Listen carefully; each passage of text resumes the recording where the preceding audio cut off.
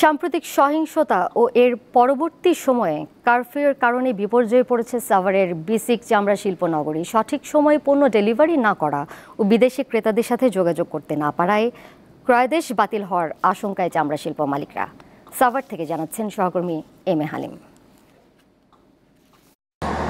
আমি রয়েছি সাভার ট্যানারি শিল্প নগরীতে। আপনারা জানেন যে এই চলমান যে কোটা বিরোধী আন্দোলন এবং সেই সাথে যে বিশৃঙ্খলা এবং মহাসড়কে যে অবরোধ ছিল, সেই কারফিউ শিথিল হওয়ার পর থেকে কিন্তু আমরা দেখতে পেয়েছি সাভারের রাস্তাঘাট কিন্তু স্বাভাবিক অবস্থায় ফিরে এসেছে এবং কারণে কিন্তু এই ট্যানারি অ্যাসোসিয়েশনের বিভিন্ন জেলা থেকে যে চামড়াগুলো সংগ্রহ করে সেই চামড়াগুলো তারা সংগ্রহ করতে পারেনি এবং সেই সাথে তারা কিন্তু এই কেমিক্যাল যে চামড়া প্রসেসিংয়ের জন্য সেগুলো তারা আনতে পারেনি, যার কারণে আমরা দেখতে পেয়েছি অনেক কারখানায় কিন্তু শ্রমিকরা অলস সময় পার করছেন। আমাদের শ্রমিকেরা সময়মতো ট্যানারিতে উপস্থিত না হওয়াতে আমাদের ট্যানারির কাজে অনেক ক্ষতি হয়েছে। রাস্তায় বাইরে না, বাইরে কয় কি কয় যে অবরোধ চলতেছে, বাইরে লাগবো, কোম্পানির আয় না, আমাদের শ্রমিকের যে দেন কার রয়েছে কোনো কাম নাই। এখন বেতন কীভাবে দিবে আসলে এটা নিয়েও আমরা চিন্তার মধ্যে আছি।